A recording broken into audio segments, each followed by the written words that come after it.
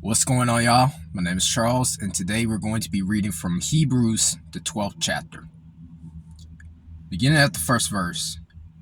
Therefore, since we are surrounded by such a great cloud of witnesses, let us throw off everything that hinders and the sin that easily entangles, and let us run with perseverance the race marked out for us, fixing our eyes on Jesus, the pioneer and perfecter of faith. For the joy set before him he endured the cross, scorning its shame, and sat down at the right hand of the throne of God. Consider him who endured such opposition from sinners, so that you will not grow weary and lose heart. In your struggle against sin, you have not yet resisted to the point of shedding your blood. And have you completely forgotten this word of encouragement that addresses you as a father addresses his son?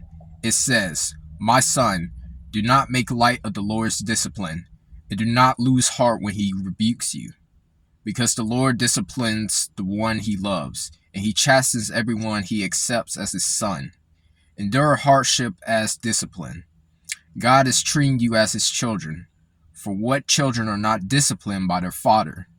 If you are not disciplined, and everyone undergoes discipline, then you are not legitimate, not true sons and daughters at all. Moreover, we have all had human fathers who disciplined us, and we respected them for it. How much more should we submit to the Father of spirits and live? They disciplined us for a little while as they thought best, but God disciplines us for our good, in order that we may share in his holiness. No discipline seems pleasant at the time, but painful. Later on, however, it produces a harvest of righteousness, and peace for those who have been trained by it. Therefore, strengthen your feeble arms and weak knees. Make level paths for your feet, so that the lame may not be disabled, but rather healed. Make every effort to live in peace with everyone and to be holy. Without holiness, no one will see the Lord. See to it that no one falls short of the grace of God, and that no bitter root grows up to cause trouble and defile many.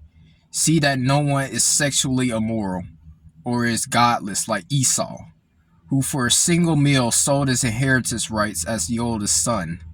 Afterward, as you know, when he wanted to inherit this blessing, he was rejected. Even though he sought the blessing with tears, he could not change what he had done. You have not come to a mountain that can be touched, and that is burning with fire, to darkness, gloom, and storm, to a trumpet blast, or to such a voice speaking words that those who heard it begged that no further word be spoken to them, because they cannot bear what was commanded. If even an animal touches the mountain, it must be stoned to death. The sight was so terrifying that Moses said, "I am trembling with fear." But you have come to Mount Zion, to the city of the living God, the heavenly Jerusalem. You have come to thousands upon thousands of angels in joyful assembly, to the church of the firstborn, whose names are written in heaven. You have come to God, the judge of all, to the spirits of the righteous made perfect, to Jesus, the mediator of a new covenant, and to the sprinkled blood that speaks a better word than the blood of Abel. See to it that you do not refuse him who speaks. If they did not escape when they refused him who warned them on earth, how much less will we if we turn away from him who warns us from heaven? At the time his voice shook the earth. But now he has promised, once more, I will shake not only the earth, but also the heavens. The words once more indicate the removing of what can be shaken, that is, created things, so that what cannot be shaken may remain. Therefore, since we are receiving a kingdom that cannot be shaken, let us be thankful, and so worship God acceptably with reverence and awe, for our God is a consuming fire. And there you go. That is our Bible reading for today. So, yeah, hope you all have a good day. God bless you, and I'll see you in the next one.